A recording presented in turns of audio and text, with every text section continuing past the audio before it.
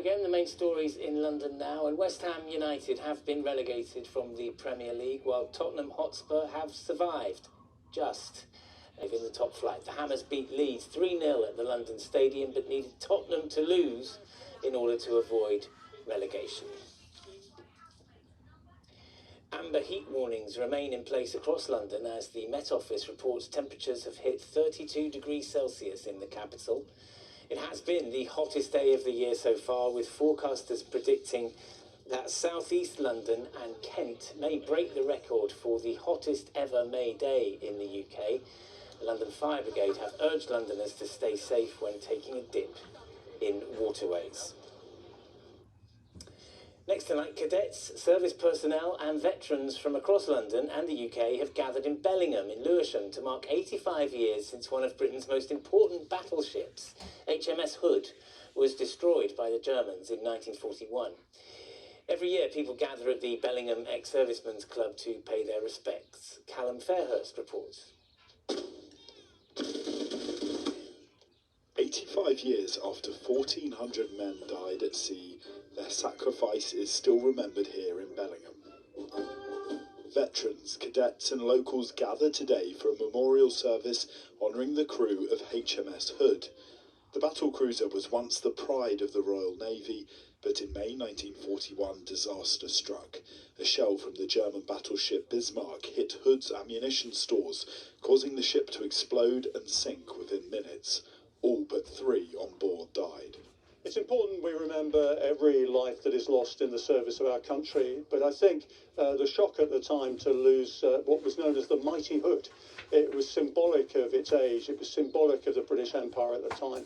And indeed the Germans, when they realised they sunk the Hood, they couldn't actually believe that they'd taken on the might of the Royal Navy and they'd sunk their ship.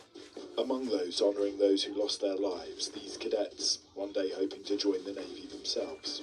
To me, this means it's quite important because obviously a lot of people lost their lives during the HMS Hood, and also some of my family have been in the Navy. Seeing all of the people from all the forces here today, it's something to be proud of.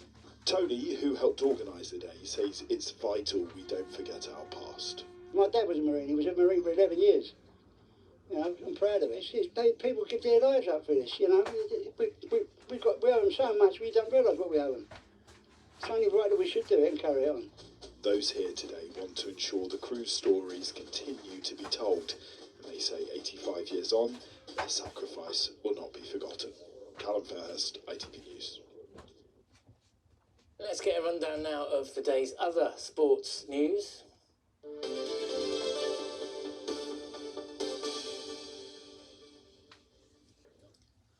And for the other London teams on the final day, Crystal Palace's loss to Arsenal means they finished 15th in the league, and they were of course playing at home to Arsenal. I got that quite wrong. Fulham beat Newcastle 2-0 to end their season in 11th place. Brentford drew 1-1 at Liverpool, securing 9th position, and Chelsea lost 2-1 to Sunderland, leaving them one place behind the Bees in 10th.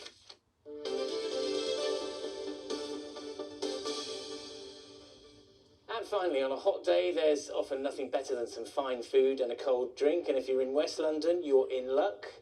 Guests at the Foodies Festival at Syon Park in Brentford are being invited to eat their way around the world this bank holiday weekend. There's a variety of food stands, eating challenges for those who dare, and some of the biggest names in gastronomy to get some top tips from.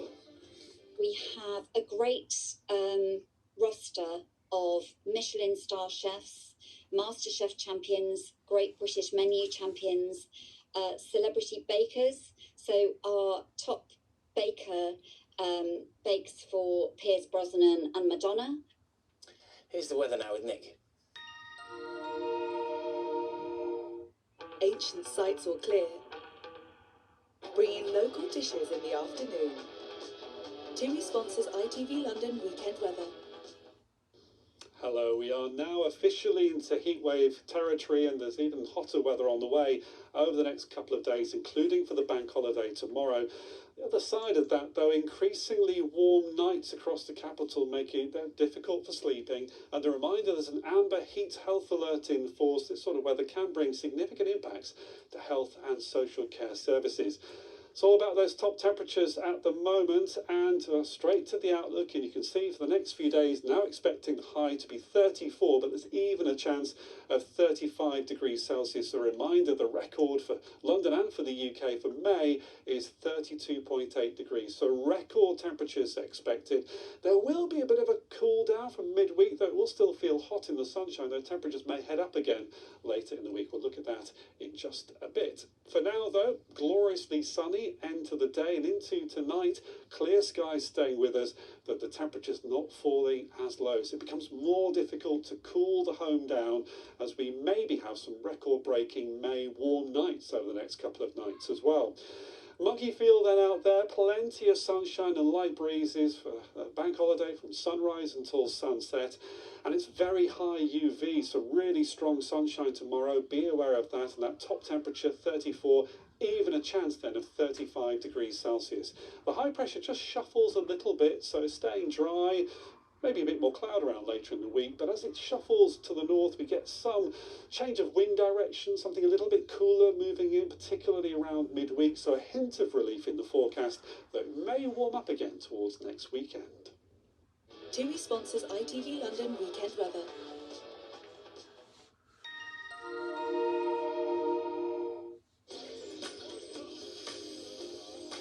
Making the most of summer. Piri sponsors ITV pollen count. And as temperatures soar in all of this sunshine, pollen's having a bit of a party as well, so very high levels are possible over the next few days with grass and weed pollen in the mix. That's it, goodbye.